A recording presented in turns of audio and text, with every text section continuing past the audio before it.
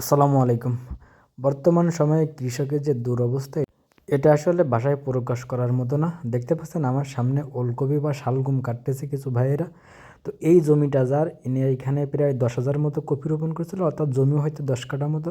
কারণ আপনারা হয়তো জানেন যে কাঠাপ্রতি প্রায় 1,000 মতো ওলকপি বা শালগম রোপণ করা যায়। এই ভাই 10,000 কপি রোপণ করে আপনার বিক্রি করছে মাত্র 2,000 টাকা, অর্থাৎ পার পিসের হিসাব যদি আপনি করেন সেখানে পড়ছে পার পিস 2 পয়সা মতো বিক্রি করছে। তাহলে ভাবেন যে উনি চারা কিনছে, সার কীটনাশক দিছে, এতদিন ওয়েট করছে, এরপরে মাত্র 2 পয়সা করে এক একটা কপি বিক্রি করছে, যা তার চারা কিনতেই হয়তো বা লাগছে প্রায় 1 টাকা মতো। যদিও বিগত 5-6 বছর এমন বাজে অবস্থা যায় নাই, লাস্ট 5-7 বছরে এটাই সব থেকে বাজে অবস্থায় গেছে। এর থেকে কম দাম এর ভিতরে আর হয় নাই।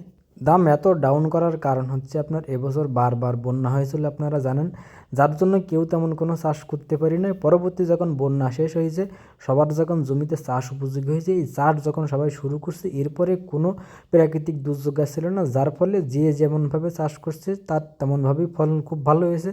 এই সববার ফলন ভালো হয়ে যাওয়ার কারণে আপনার বাজারের ব্যালেন্স আর ঠিক নেই, অর্থাৎ চাহিদা যে পরিমাণে আছে তার থেকে প্রোডাকশন অনেক বেশি হয়ে গেছে, সে সুবাদেই আপনার দামটা এত ফল করছে। এইরকম বাজে অবস্থা থেকে বের হওয়ার জন্য আমাদের সমন্বিত কৃষি প্রজেক্টের বিকল্প নেই, অর্থাৎ আপনার বহুমুখী কৃষি করা লাগবে। আপনি যে কোনো এক জিনিস যদি বেশি করে ফেলেন তো এমন অবস্থা হবে। অর্থাৎ শীতের সিজনে স্বাভাবিকভাবে কপিটাই বেশি হয়, অর্থাৎ এটা শীতের ফসল।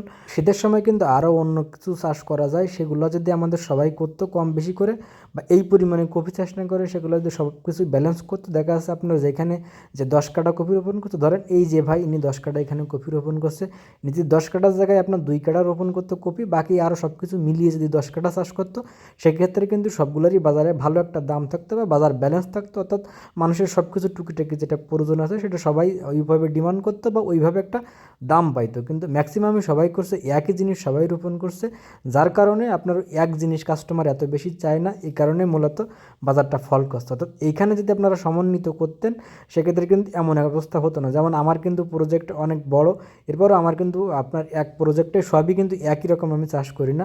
আমার প্রজেক্টে যদি এখনও আসেন তো তাহলে 10 থেকে 15টা সবজি পাবেন, অর্থাৎ আমার সবগুলোই কম কম করে আছে, যার জন্য আমার ওই রকম কোনো ধরা আমি খাই না। যদিও ফুলকপির দাম আমি তেমন পাই না, কিন্তু আমার অন্য অন্য যেগুলো আছে কম বেশি সবগুলোরই দাম আছে। যেমন ধরেন আমি কেউ আমার এলাকায় এবছর সিম করি না, তো এই সিজনে এখন কারোরই সিম নেই, শুধুমাত্র আমারই সিম আছে।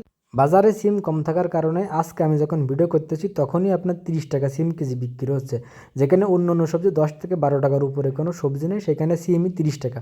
অর্থাৎ আমার এলাকায় আপনার সিম এখন টোটালি বললে ভুল হবে না যে নেই, যেমন আমার আশেপাশে আমি কারোরই সিম দেখতেছি না, শুধুমাত্র আমার। তো আপনারা যখন কম কম চাষ করবেন বা বাজার ব্যালেন্স করবেন তখন ইনশাল্লাহ এরকম একটা দাম, স্ট্যান্ডার্ড একটা দাম পাবেন আশা করা যায়।